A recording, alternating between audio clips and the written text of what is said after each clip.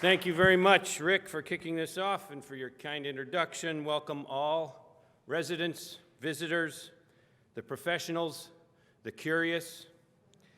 I am very excited about this afternoon, and I'm very glad that you can all be here, live and on CATS. Welcome.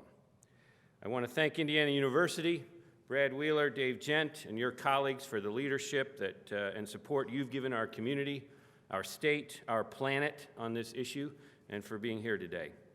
Thanks also to the Bloomington Economic Development Corporation, Lynn Coyne, for your support today. We have a terrific assembly of experts ahead. Our city is 198 years old this year.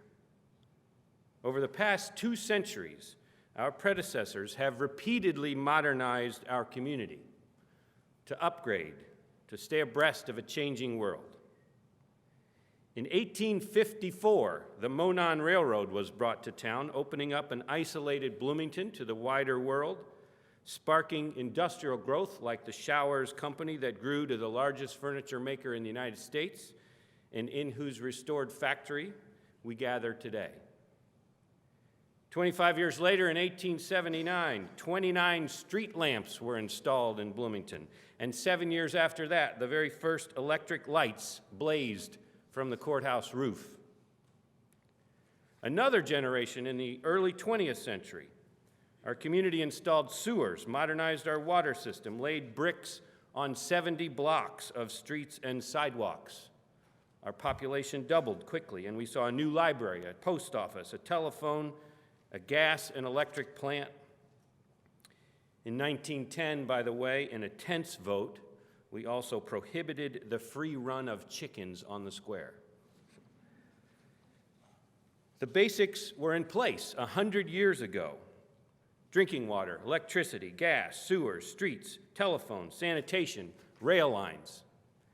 And we've enjoyed prosperity since.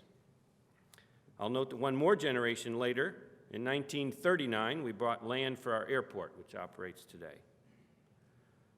We won't review the minutes of council meetings or newspaper archives, but you know each decision to upgrade our systems to adopt new technology was not a simple one, with voices pro and con. But our long history of embracing the new infrastructure we needed has given us the Bloomington we recognize and love today. And now I believe it's our turn. The 21st century is a century of digital infrastructure and global connectivity, of a flat and wired planet.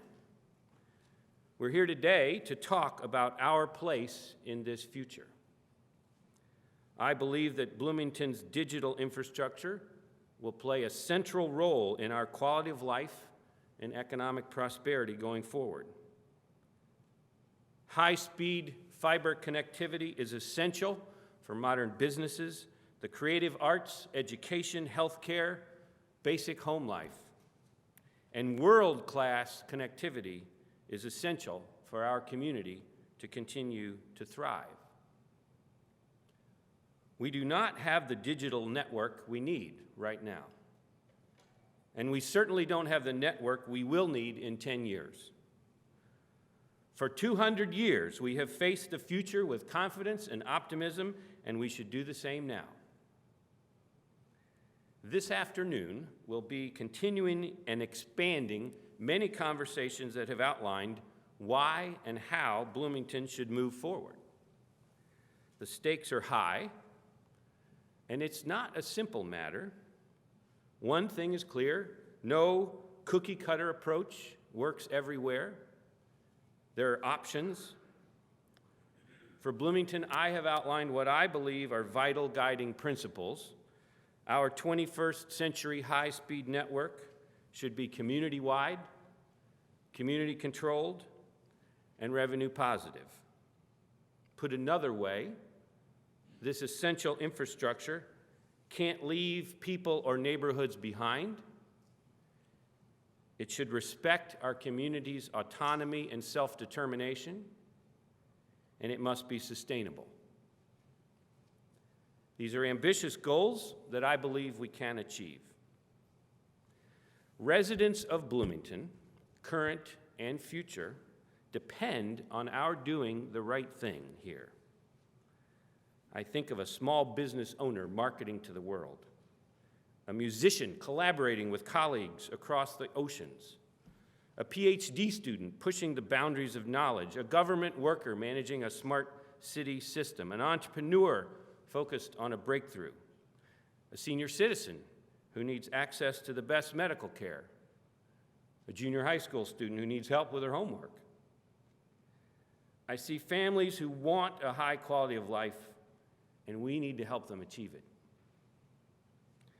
As Bloomington has been doing for 2 centuries, let's hunker down, figure this out, and get it done for our city. So let's get to it. Introducing our first speaker, I won't repeat details in the program. I'll only add Blair Levin has been building serious chops on today's issues for years. In the mid-90s, he was Chief of Staff to the Federal Communications Commission Chairman Reed Hundt. In 2008, he co-chaired President Obama's transition team on technology, innovation, and government reform. I'd still like your notes from that one, thank you. And he then led the effort that produced the National Broadband Plan. Blair, we are so pleased that you joined us today, and we look forward to your remarks. Please join me in giving a warm Bloomington welcome to Blair Levin.